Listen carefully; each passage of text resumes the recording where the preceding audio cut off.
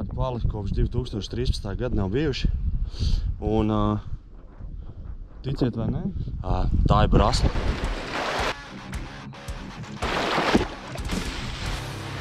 Te nu ir gauja.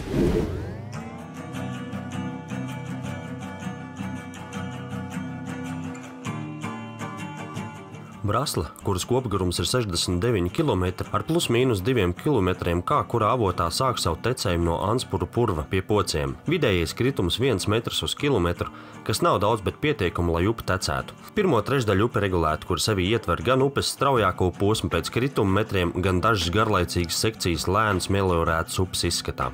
Upes vidusposmā Brasla sāk atgriezt sevī savu dabisko izskatu. Vairāk meža līkumu straujtecis līdz sasniedzam visu iemīļoto Braslas lejteci.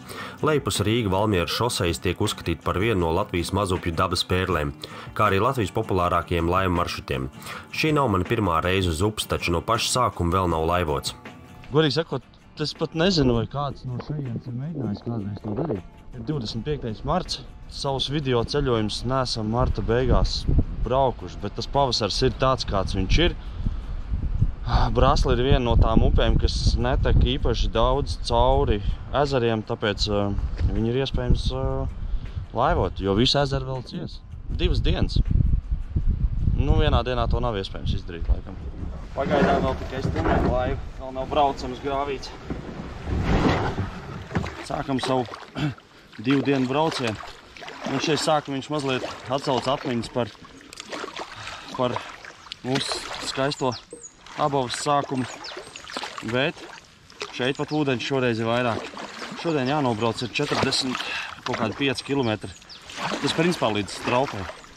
Nu redzēsim, cerams, ka mums nebūs nekādi baigie šķēršļi priekšā. Principā pirmos 20 km Brasla tek tā kā, viņa tā kā meliorēta grāvi, principā. Bet ūdens ir tik brīnumaini daudz, ka šoreiz mums ir atļauts viņu sākt no paša sākuma. Tā tīri tehniski. Mēs vēl neesam Braslā. Lūk, šeit sākās Brasla. Un man jau te brīdināja kolēģi, ka būšot slikti.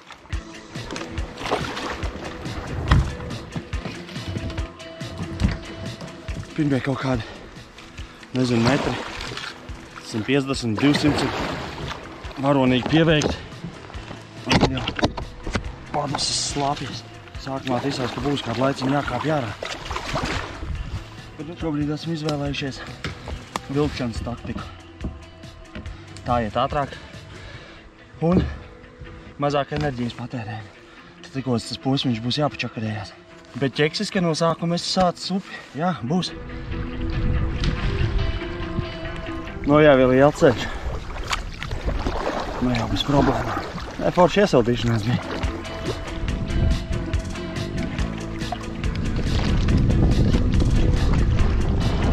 Pēļņš gan šodien tāds diezgan paliels ir. Redzēsim, tagad jau mēs vēl skaitamies no puslīdz aizvējā. Bet pēc tam mēs iziesim ritīgās pļavās. Viss ļoti vienkārši. Brasla ir laivojama no paša sākuma. Tad, kad amatā līmenis ir pie 2 metriem. Priekšā sliktais periods. Mums jāpastaigā par krastu. Garā pastaigā.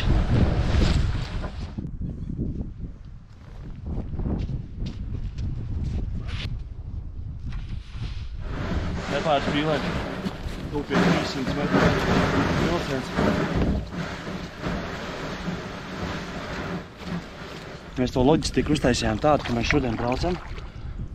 Mēs iesākam bez mantām braukt. Mūsu tā cerība ir tik līdz straupei. Tur pievadīs mums mants, jo šeit ar pilnām laivām būtu baigais bāzēns. Pirmie 2,5 km būs nobraukt. Būs ok. Tālāk jau vajadzētu arī būt diezgan visam salīdzinoši brīvam. Tas pats sākums, tas bija tāds bišķi briesmīgāks.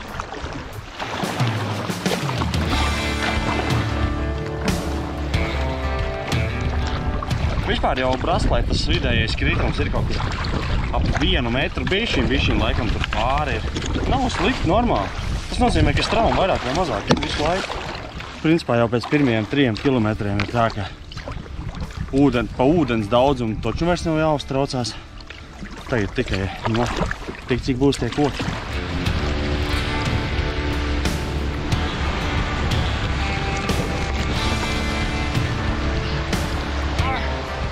Gandrīz sanāca. Vismaz straumi te ir diezgan labi. Diezgan forši iet priekšu. Es tikai visu laiku solu,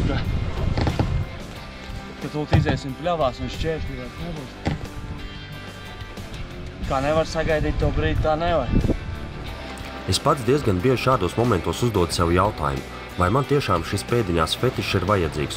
Un vienmēr atduros pret atbildi, jā, vajadzīgs. Tas ir grūts, bet fantastisks veids, kā ceļot un izzināt. Sekot upes izaugsmē ir cita sajūta, kā izraut fragmentu no tās. Tas ir kā ceļot kopā, nevis ar ceļabiedriem, bet gan ar pašu upi. Tuvojamies savu 6 km atzīmē. Tas mums prasīja aptuveni. Es domāju, kaut kāds tūp pie 2 stundām, bet uz priekšu vajadzētu palikt tikai vieglāk. No šīs vietas līdz pat Līcīšu tiltam un nedaudz arī pēc būtu jāuzskata par Braslas straujāko posmu. Izklausās dīvaini, bet tāds tiešām ir. Upe vai visdrīzāk grāvi kritums šeit sasniedz 3 metrus uz kilometru. Tas neizpaužās krācēs, bet konstantā ātrā straumē. Ja laivas deguns kaut kur ieskrien, tad šajā šaurajā vietā izpiņķerēties ir pagrūti. Protams, krastos saugušie kārkli manevrēšanu vieglāk nepadara. Un tieši aiz gaidāmā Jenavas tilta sākas šī straujā posma interesantākā daļa. Nu, 6 km nobraukt. Ir ok. Ir bijušas upes, kam tie sākumi daudz sliktāki. Tā kā var izturēt. Ogri, piemēram. Es domāju, ka no šejienes jau var arī pie zemākiem līmeņiem mēģināt braukt. O, cik forši. Šauras ar straumīti. Ideāli.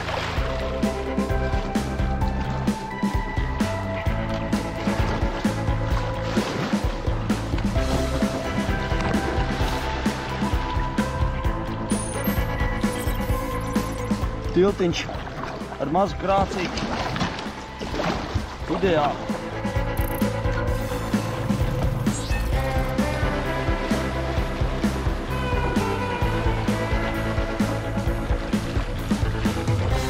Vismā jāsaka godīgi, es biju domājis, ka te būs tāds diezgan dīts, bet te tāds foršs straumīt.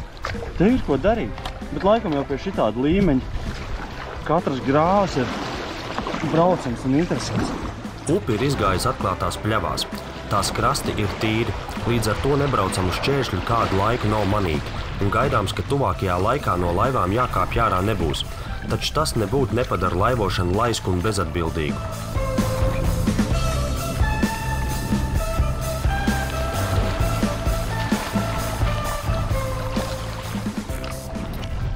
It kā skaitās meliorētas grāvis, bet tie līkumi brīžiem ir diezgan labi. Vispār tāda diezgan sportiska airēšana šeit sanāk. Tā kā ir ok, nav garlaicīgi noteikti. Dīvaini skanais, bet pie šāda ūdens līmeņa bebra aizsprosti upi padara tikai interesantāk. Visi dzīvnieki veidotie dambļi braucami, brīžiem kaskādi pēc kaskādes. Lai gan es neesmu šādu dzīvnieku piekritējis, šoreiz par viņu darbiem pat īpaši nečortojos. Tā jau laikam sanāk, ka šajā Braslā šobrīd to lielāko prieku sagādājuši gan visai beberi. Jā, pie zemāka līmeņa viņi noteikti krist uz nerviem. Šobrīd tas ir jautrākais, kas ir. Kartēs it kā taisnais grāvs realitātē izskatās mazliet savādāk. Jāērē te ir. Par spīti tam no šīs vietas uz leju posmas uzskatāms par vienu no garlaicīgākajiem posmiem visas Braslas garumā. Pie šāda ūdens līmeņa, kad straumi ir pat ierasts stāvošās vietās, tas tā neizpaužās, bet pieļauj, ka mazākā ūdenī te varētu galu sadot.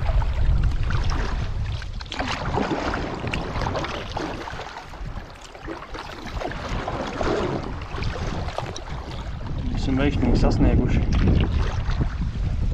Umurgas tiltu. Pats sākums bija grūtāks, pēc tam jau aizgāja. Ir interesants visu laiku laivot. Ir kā jābūt visās kartēs taisnīgs grāvs. Reāli dzīvē visu laiku met mazas līkumus.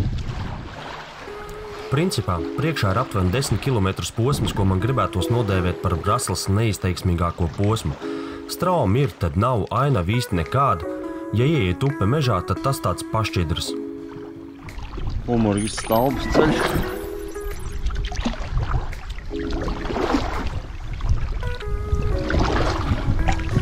Pagaidām viss gludīja. Aiz Umurgas Stalbas ceļu. Nav tā, ka pavisam strauma pazudus. Es vismā biju tik pārsteigts par to labo straumu pašā sākumā, kas bija. Jo es biju paredzējis, ka tur būs tāds, nu nekāds. Nav jau arī tajā Braslē tas upes kritums tik liels, lai te varētu cerēt, ka visu laiku vienkārši mauksim.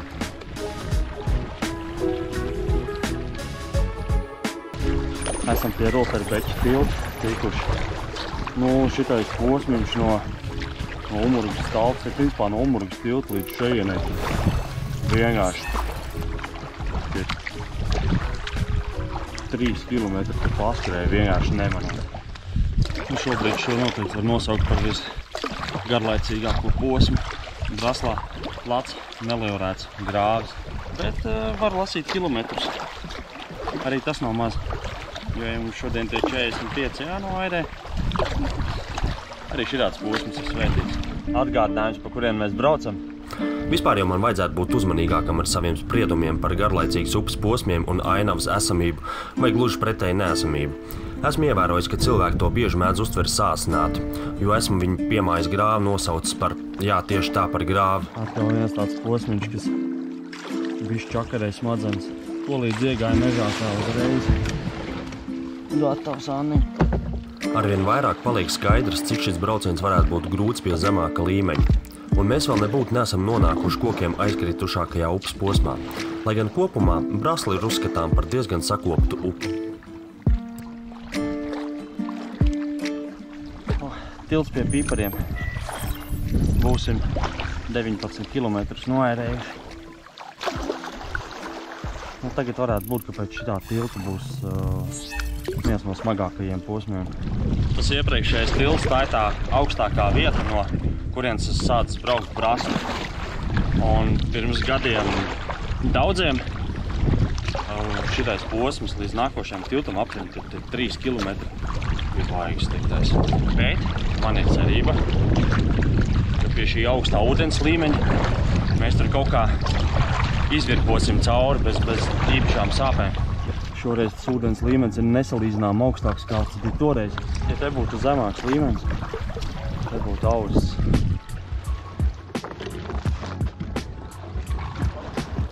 Un te jau var iedomāties. Palaid ūdeni pa metru zemāk un viss un sāli.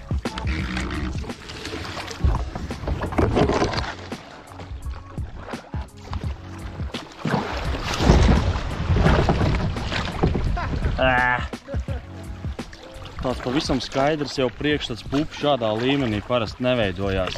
Ja ir tāda doma, ka tu tomēr gribi no tā sākuma līdz galam, tad šis līmenis ir ideālais. Un šis te posms, kas jau laikam bišķiņai aiz muguras paliek, viņš bija vienkārši pirms tiem daudziem gadiem ļoti drausmīgs. Mēģinām uzmanēt, kur tā upe īsti ir. Vainīšu tilts. Tālāk upe atkal paliks. Kā saka, tīrāk, straujāk. Mēs kaut kur piesaidīs, paēdīs pusdienas. No Vainīšu tilta pa Braslu esmu braucis 3 reizes, bet nekad vasarā. Ja netrāpu uz pilnīgo vasaras mazūdeni, domāju, ka var braukt arī tad. Problēmas varētu sagādāt Truckas krāts un Rozulas apkaimi, bet pārējiem vajadzētu būt braucamam. Pusdienas. Pusdienas paēdām. Šeit jau īstenībā jau Brasla jau paliek jau interesanti arī. Kaut gan arī sākums bija interesants, ja tas vidusposmiņš bija tās kā. Protams, pie šī līmeņa apzinos, ka mums nekādi šķēršļi nedraud, un tās domas jau sen aiz muguras. Slīdam pāri visam, šķēršļiem, laukiem, kas zina varbūt vēl kādiem apslēptiem dārgumiem.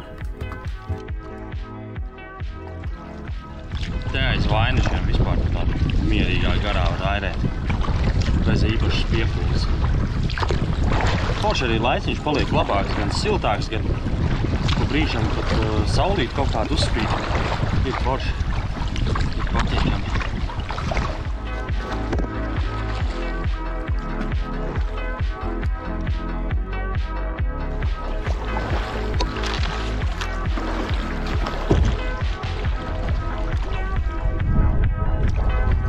No Vainīšu tilta līdz Rucu tiltam principā ir tāds salīdzinoši mierīgs posmiņš, bet viņš ir arī diezgan tīrs.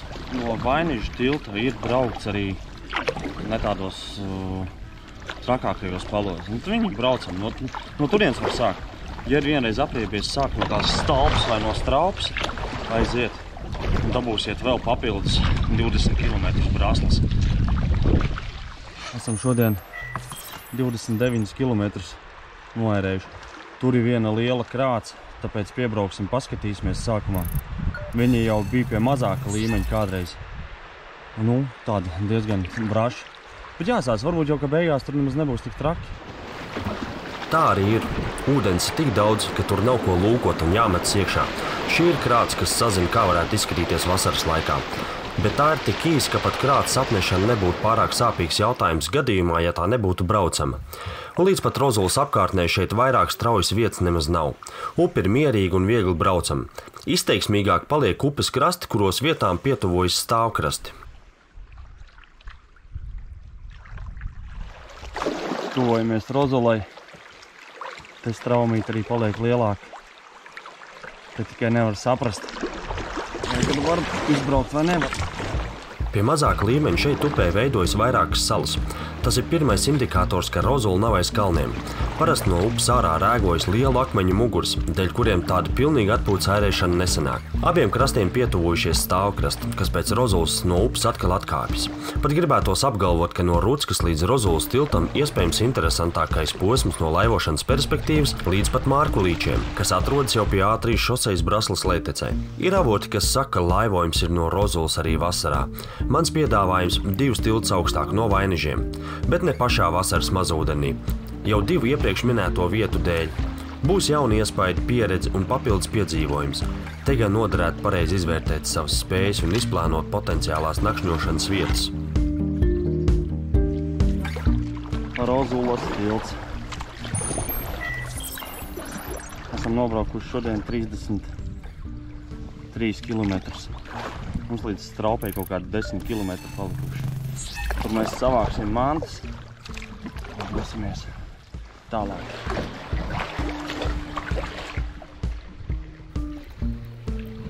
Pēc Rozulas tilta dēļ lapu koku daudzuma upes krastos šajā gadlaikā posms tāds mazliet pelēcīgs. Pieļauju, ka vasarā un rudenī te ir citi drēbi. Vismaz pa straumu nav jāsūkstas. Strauji taču te nav, bet kustību uz priekšu notiek. Pie apvāršņa parādās zilo debešu fragmenti. Palielinās cerību šodien pirmo reizi ieraudzīt sauli. Tas varētu šo posmu padarīt krāsaināku. Uzspīdēja saulīti. Tik patīkami. Straumi to nes uz priekšu. Baigi jāērē nav. Šķēršļi nav. Vispār es nesaprotu, kāpēc tik ļoti populāri ir Brasla braukt no tā plāča. Labi, varbūt iespējams, ka vasarā no tiem Vainižiem būtu pagrūti. Bet reāli pēc Lietavām vai pavasaros un pat jau tādos diezgan pavēlos pavasaros mauciet no Vainižiem. Būs kaut kas cits, būs kaut kas savādāks.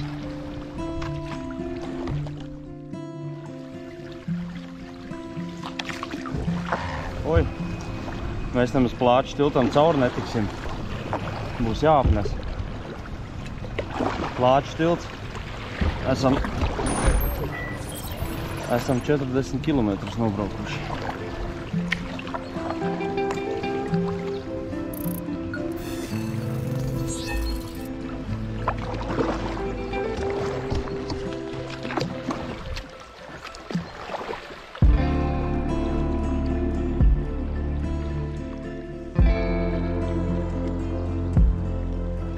Nu, jau esam ritīgi straupē iekšā. Tūlīt būsim klāt pie straupas benzīna tanka, kurā degvielas uzpildes stācijas, atvainojos, kur mēs paņemsim savus mantas un dosimies nedaudz tālāk. Straupas tilts. 43 km mums ir aiz muguras.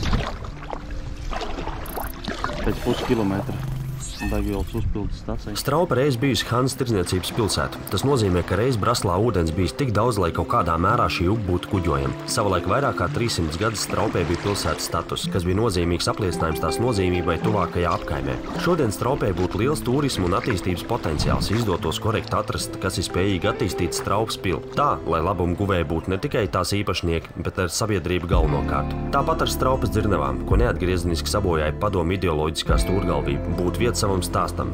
Es saprotu, ka varbūt izklausīšos divkosīgi, bet pret vēsturiski senām dzirnavām man ir mazliet cita attieksme, kā pret milēnijumu elektroražotnēm. Jūt uzreiz. Piekrāmējām pilnas laivas ar mantām. Nevar pat iedomāties, kāda tā ir laime, kad viņas bija tukšas. Un iedomāties tagad, ka mums būtu tur tajā sākumā būtu bijis pilnas laivas. Diez vai mēs līdz šeit nebūtu tikuši. Tagad mēs vienkārši principā dreifēsim un meklēsim, kur apmesties. Aizlaivosim prom no Straupas, lai nav te cilvēkos. Un tad jau. Saules apspīdēt dodamies meklēt savu nometnes vietu. Viens ir skaidrs – jātiek prom no Straupas un Braslas krastos esošajām mājām. Tāds absolūti izstrādāts plāns, kur mums palikt nav. Ar mazu piesardzību devu atļaujamies kaut kāda veida improvizācijai. Neesam izlepuši, bet krūmos gulēt esam gatavi tikai pilnīgs bezizējas vai spēka izsīkuma gadījumā. Šobrīd esam procesā nometnes vietas meklēšana. Varētu būt 2 kilometri aiz Straupas. Uz doto brīdi nekas spīdošs nav parādījies. Burtaku vai burtakas iezes? Kas to lai zina kā pareizi? Tāpat kā, vai šis tiešām ir tas, par ko es to uzdodu? Lieta tāda, ka salīdzinoši netāli ir 2 iežu grupas ar salīdzinoši vienādiem izmēriem. Bet kurš ir kurš? Es pieņemu, ka šis ir burtaku, jo atrodas mazliet tuvāk mājām ar tādu pašu nosaukumu. Es šo lietu tālāk nešķitināšu, jo diez vai kādam no jums tas šķiet tikpat svarīgi kā man. Lai vai kā, ir sācies posms aiz Straupas, kurā būs vismaz 4 vidēji izmēri iežas salīdzinoši īsā posmā. Šobrīd pagaidām baigi nesaukās ar tās nometnes vietas atrašanu. Tas nometnes, kā taisam mēs, te nevar uztaisīt. Te ir principā izzāģēti koki un apkārt krūmi un 3 eglis hektārā. Bet dosimies uz priekšu, skatīsimies. Varbūt, ka beigās kaut kas mums tur izdosies tādās. Nu, ja nē, tad nezinu, metīsimies kaut kur krūmos.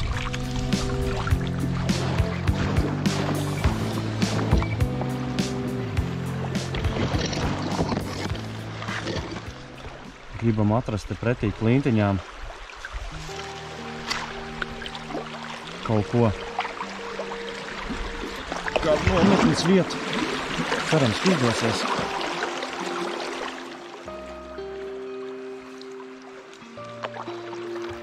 Nu tā, te arī tas ir. Nosauksim to par Burtaka iezi 2. Nepārāk augsts, taču ļoti skaists sarkano smilšakmens iežu atsegums, kura spilgto krāsu pastiprina zaļais sūnu paklājs virs tā. Ar lielām cerībām mēģinam atrast nometnes vietu pretī iezim, bet aiz matiem nevar pievilkt nevienu labu vietu. Ar lielām mielēm nāks pamest šo vietu, arvien pieaug mūsu cerības pārnakšņot krūmos.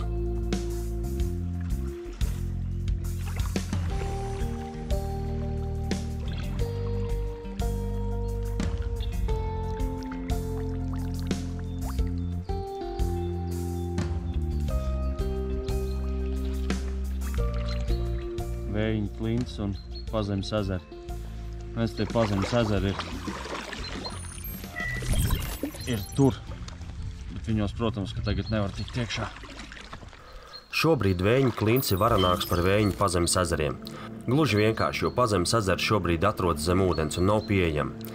Es teiktu, ka no tūmā esošajiem 4 iežiem šis bez saviem Pazemes ezeriem tīri kā iežu atsegums varētu izraisīt vismazāko interesi. Bet Vējiņa ezera ir interesanta vieta. Visādi citādi ieteiktu apmeklēt. Ja ne laivām, tad to var izdarīt arī no krasta gida pavadībā. Jau esam garām Vējiņa klintīm. Mēģināsim te kaut ko atrast. Te nevar saprast. It kā rāda, ka vajadzētu būt foršiem mežiem, bet tajos visos mežos jau kāds ir iekārtojies. Un diez vai kāds tur baigi mūs gaida. kā viss ir kaut kā baigi krūmiem aizaudzis. Un tur tā īsti līdz galam neapmierina. Mēs jau tādi izlapuši esam. Mums jau vajag tur klinti, stāvkrastu, straumu. Mēs jau nevaram vienkārši palikt kaut kādā vietā. Strauji tuvojamies Rožkalna tiltam. Līdz tam mums noteikti jāatrod nometnes vietu. Pretējā gadījumā būs jābrauc vēl liels upes gabals.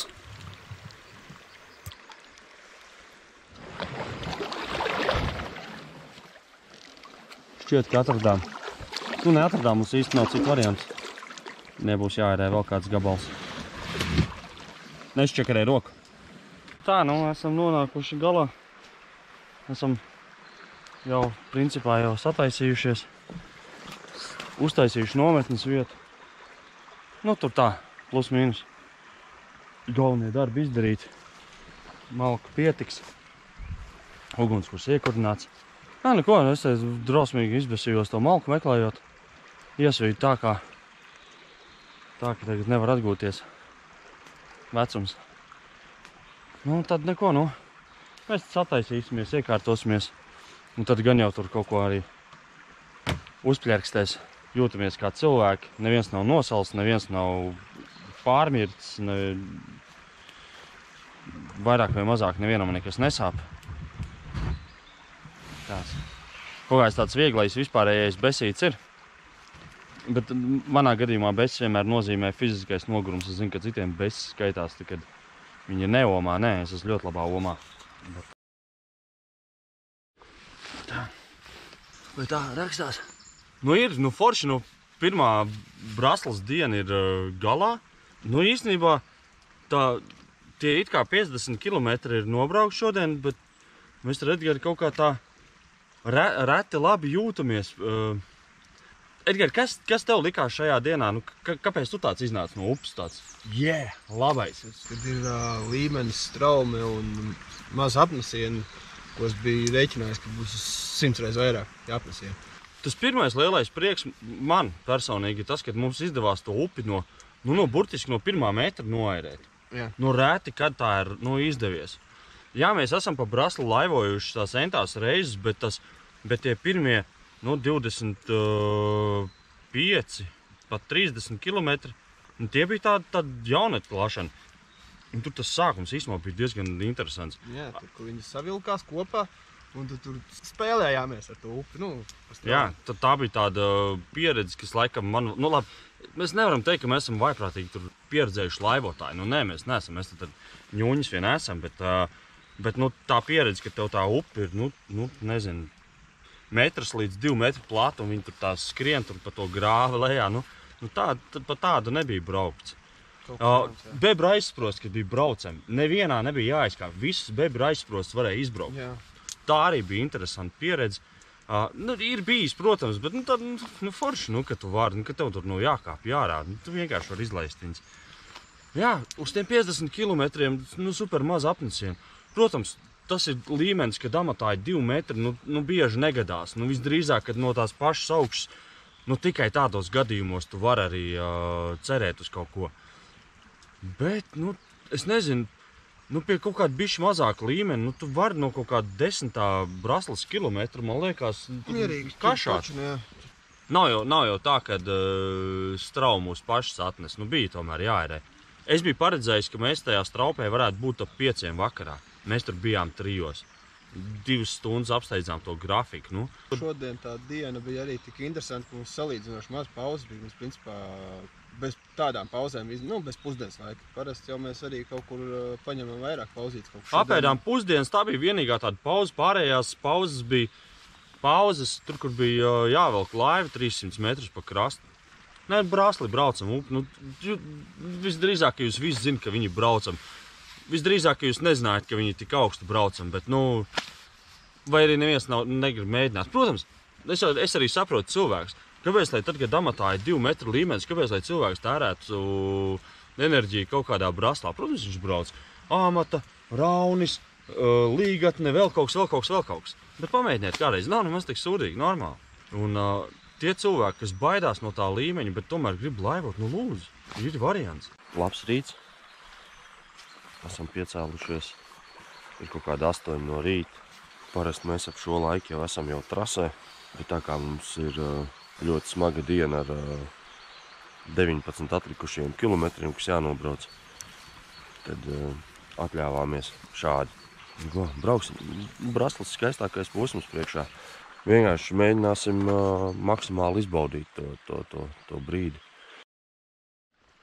Nu ko, dodamies tālāk. Šodien mums palikuši ir nieka 19 km braslas, kurus mēs izbaudīsim vienkārši plūstot pa straumu. Nekādas steigas. Laiks ir foršs. Pagaidām. Redzēs, kā būs tālāk. Šodien gan solīja, ka varētu viņš būt tāds, nu, nepārāk foršs.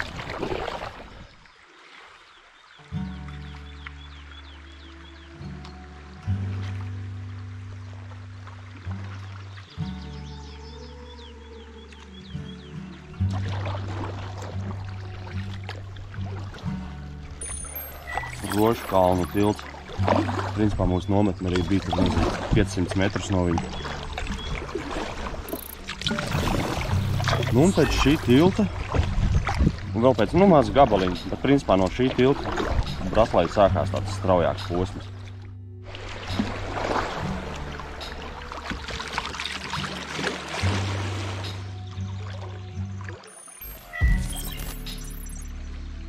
Avotmuižas klints, kā beidzamās no manas pieminēto 4 iežu grupas, Braslas šeit mierīgi plūst, ļaujot nesteidzīgi apskatīt šīs 15 metru augstās un 150 metru garās klintas upes labajā krastā. Augšpus upes lejtec siežiem šis laikam ir visiespaidīgākais un vienlaiks arī skaistākais Braslas iezis. Kliņš pakājai kaut kur vajadzētu būt arī Svētavotam, kas šobrīd visdrīzāk ir zem ūdens, un avotu mājas, kādā vietā tās uzceltas, tieši virs klintīm un lapeni tieši kraujas malā.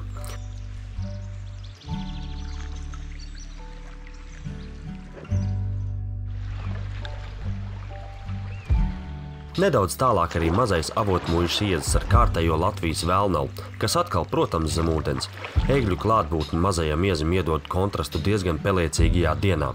Un upe, kā jau zinādam, ka straups iežu grupas, kā man to patiktos saukt posms ir garām, uzņem savu ātrumu. Strauma paliek lielāka, šur tur pa kādai straujtecei. Tā kā mums šodien jānobrauc tikai 19 km, to, ko mēs izpildām par airēšanu, būtu grūti nosaukt. Bet tas ir diezgan apzināts plāns, ka mēs vairāk nostrādinam savas acis, nevis rokas, jo šodien būs ko redzēt. Kad ūdens upē ir mazāk, tad šajā posmā vietām ir straujtecīts un krācīts, kas pie šā ūdens līmeņa ir pārvērtušās par gandrīz vai gludūdeni. Bet strauma mūs dzen uz priekšu, tāpēc nodarbojamies lielākoties tikai ar laivas stūrēšanu un kursu noturēšanas darbiem. Zināms, ka pie Mārku Līča atpūtas bāzes ir straujāks posms ar diezgan lielu kritumu. Es gan nezinu, ko gaidīt šajā reizē. Šāds līmenis un šajā upē nav manā pieredzes krājumā.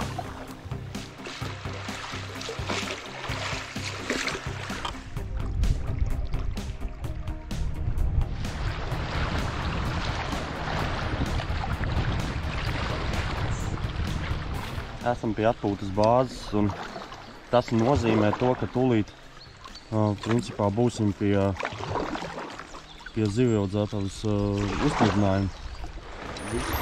Viena liela krāta mums priekšā ir. Tiešām izsās jaudīgi.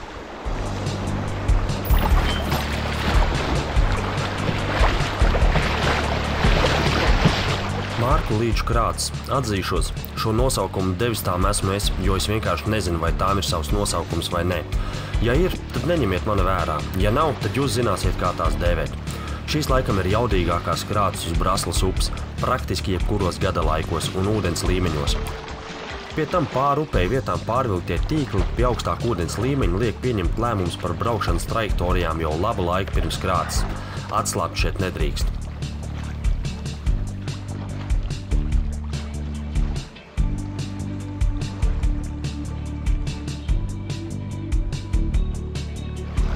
Galvenais trāpīt pareizajā vietā.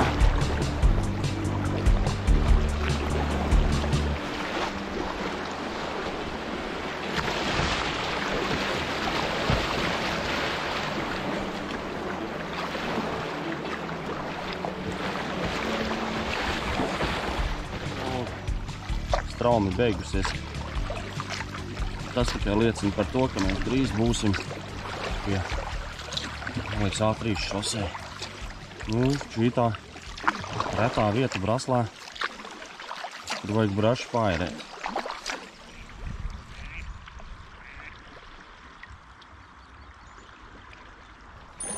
A3 šosei. Mēs šodien būsim kāds 10 kilometrus noērējuši.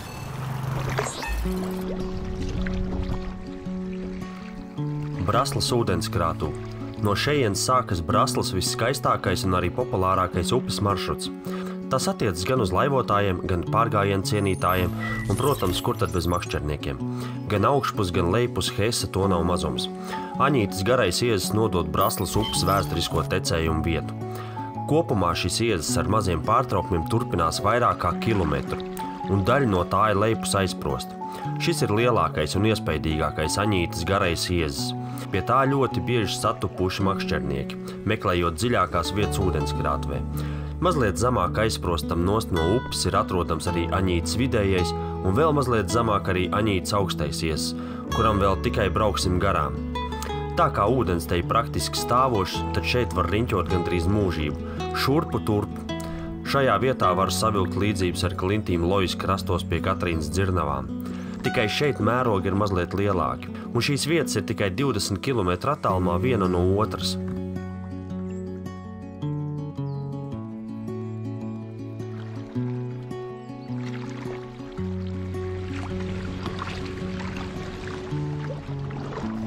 Braslas Hess uzbūvēts jau pirmās Latvijas brīvvalsts laikā, taču vēlāk padomju laikos tā darbība apturēta. Tik iekārtot zivjaudzētavu. Un tavu brīnumu, ka līdz ar obligātās iepirkuma komponences ieviešanu šeit ap 2000. gadu spēkstacija atgriezās. Tas gan neko daudz nemaiņu aizprost, te bijis jau gandrīz 100 gadus. Lai gan šeit nav iekārtot speciāla laivu nolaišanas vietu, jāsaka, ka šķērslis pats par sevi nav baigi piņķerīgs. Ko nevarētu teikt par pārgājienu tīkotājiem, kuriem diezgan bieži nāks skaidroties ar zivjaudzētavas personālu par to privātās zemes šķēršošanu. It sevišķi, ja vēlies aplūkot zivjaudzētavai tuvākos iežus no kreisā krasta. Šeit ar atrāvienu sākas Braslas viskrāšņākais posms, ļoti īsā posmā te būs iespaidīgi iežu atsegumi gandrīz uz katra stūra.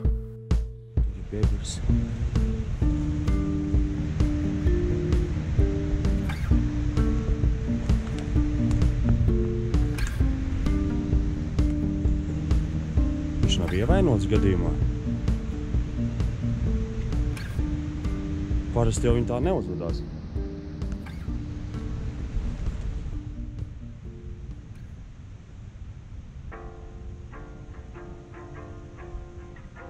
Nu tad sākam. Varšava iezis. Uzreiz aiz aizsprost nepārāk augsta klints, kas mazliet atkāpusies no krasta. Visdrīzāk oriģināli gar šīm klintīm pirms aizsprost izbūves tecējusi upe.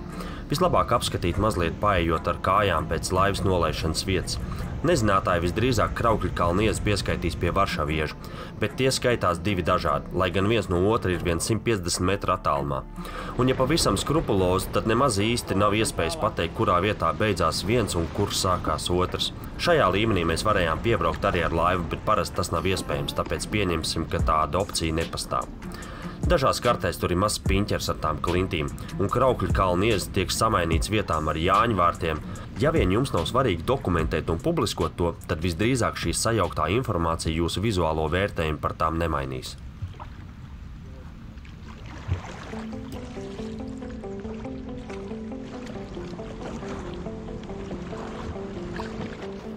Kraukļkalna iezis slavens ar saviem leduskritumiem, kas veidojas ziemas periodā.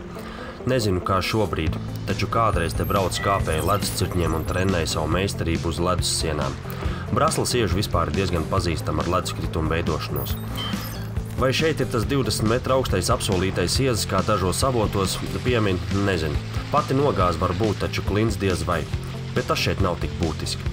Var redzēt, ka daba pēdējā laikā šo klintu mazliet pamīcījusi. It kā dabisks process, taču jāsaprot, ka Hesa piedāvātais biežās ūdens līmeņa svārstības šo procesu tikai pātrina. Viens no sezonālajiem ūdenskritumiem tāds, ka var pabraukt ar laivu apakšā, ja ir vēlme, taču, lai tik līdz otram ir jākāpj ārā no laivas. Es neesmu pārliecināts, vai vasaras līmenī piekļūt tam būs tik vienkārši.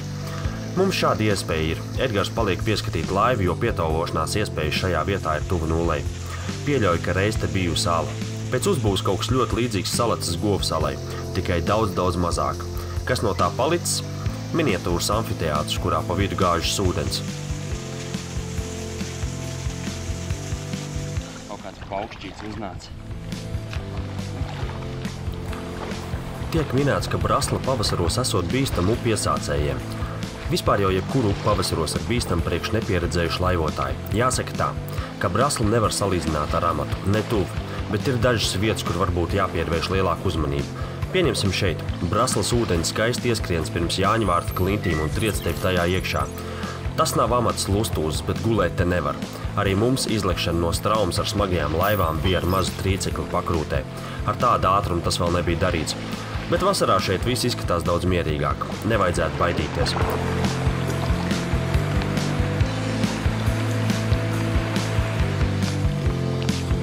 Palicis vēl ledus kritums no ziemas. Par pašām Jāņvārta klintīm. Ja kāds man saka, ka Kraukļu kalna klints ir 20 metru augsts un šīs ir 3 līdz 12 metru augstas, tad šķiet kāds būs kaut ko sajaucis. Prasītos, lai kāds veic revīziju informācijas avotos par Braslas klintīm. Šajās klintīs veidojas 2 klinšu pusloki. Viens vecupas krastā, otrs pie tagadējās upes gultnes. Šeit arī vairākas mazas izmēra alas un viens leduskritums, kurš vēl šobrīd nedaudz saglabājies.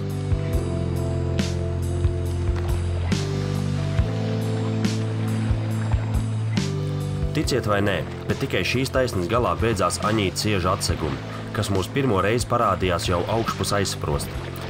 Arī šeit Brasla uzņem ātrumu pirms klints, bet šī vieta, ja vien tev neizdodas iepiņķerēties tur nokritušajā priedē, nebūtu uzskatām par pārāk bīstamu vietu.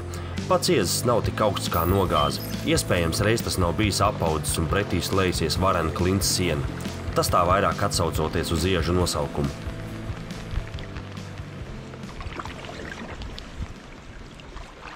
Atpūties!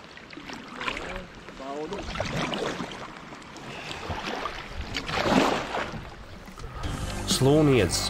Protams, pilnai laimē šeit derētu novākt augstsprieguma līniju, kas rēgojas tieši virs klints, bet lai paliek.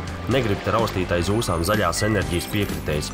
Esmu jau to pietiekami daudz darījis. Šis šķiet ir augstākais iežu atsegums Braslas krastos. Tas sniedz 30 metru augstumā un joprojām ir aktīvā erozijas procesā.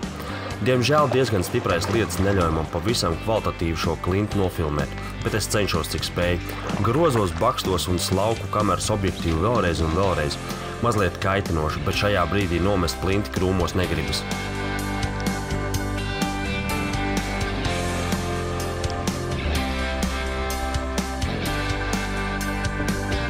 Un lūk, priekšā vieta, ko es uzskatu par vienu no skaistākajām vietām visā Latvijā. Nu labi, lai iet, pasaulē arī. Kreisajā krastā pavisam nelielais baltais iezis un pretējā krastā gandrīz 90 grādu līkumā paceļas daudz lielākais, 12 metrus augstais melnais iezis. Virs ieža ir pilskalns. Strauma šeit ir lēna un, ja nebūtu paukšķis, tad šeit visdrīzāk būtu mēmais klusums. Šī ir vieta, ko vajag apmeklēt saulainā dienā un vēlams, kad kokiem sāk lapas krāsoties. Nenožēlosiet. Pie tam, šādai izpriecei nav vajadzīga laiva. Pakasoties ar zivju audzētavas personālu šeit var atnākt ar kājām.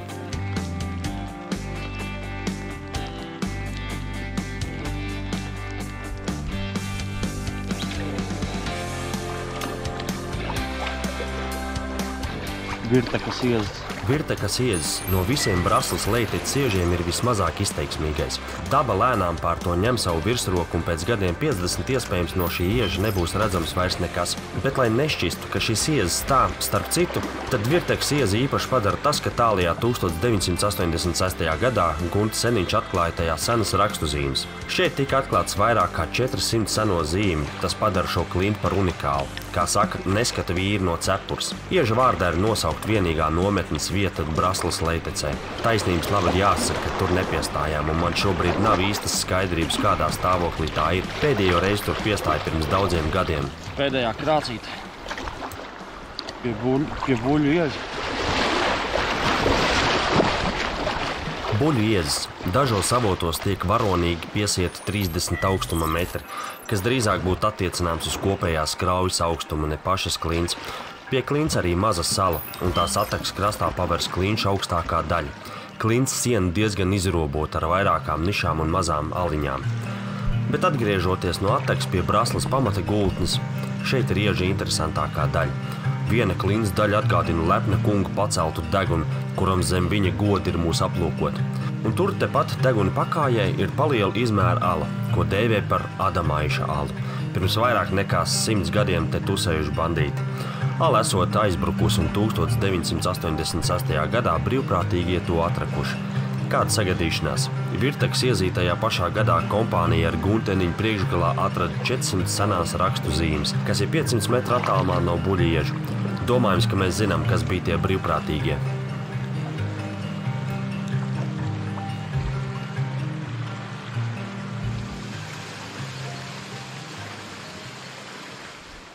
Šis principā bija pēdējais iežu atsegums uz Braslas. Tā skaistā Brasla beidzās. No buļu ieža mums ir 7 km līdz Braslas beigām palikuši. Nē, nu upi jau fantastiski.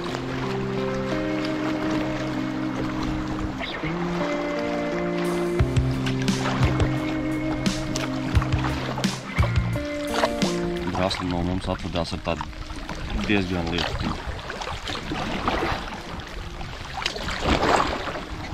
It kā solīja, ka līdz kaut kādiem 4 vakarā baigi nelīšot, bet nu re kā ir ar tām laika prognozēm. Diezgan dabojam iekšā.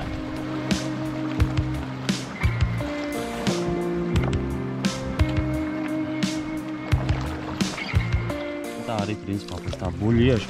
No kādu brīdi tur ir tā interesantāk par to Braslu laivojot. Visi krasti jau nosēdušies lejā. Straumi mazāk palikusi. Vairāk parādās lapu koku krastos. Sāk parādīties tādas tā kā arī pļaviņas mazas. Tas nozīmē to, ka mēs tuvojamies Gaujai. Mums varētu būt kādi 5 km līdz Gaujai palikuši.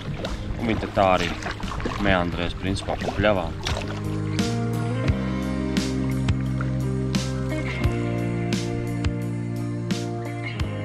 Mēs ar Edgaru laivojām. Pēkšņi ieraudzējām alu kaut kādu. Godīgi sakot, es pat nezinu, kas tā ir. Un laikam jau pateicoties tam augstam līmenim, ka ūdens augstāks viņu varēja ieraudzīt, jo cits reiz te braucot, es te nekad viņu neesmu redzējis. Tur jau, lai piekļūtu tai alai, tā kā golfa laukumā dīķīši ik pa laikam. Te kādreiz te ceļus ir Brasla. Droši vien bijušas arī kaut kādas tā kā klints. Un izveidojusies tur vēl. Iesim skatīsimies. Nokļuvām pie alas. No Edgar. Tiešām laba nometnes vieta. Ir maziņa aliņa ir. Un forši. Vienalga kaut kāds jaunatklājums.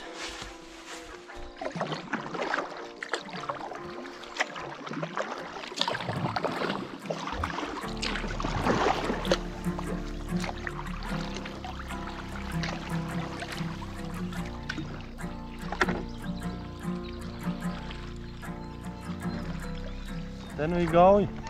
Esam aptuveni 70 km noērējuši. Tagad mēs aizbrauksim uz Braslas nometni. Bet straumīt 600 metrus paērēsim.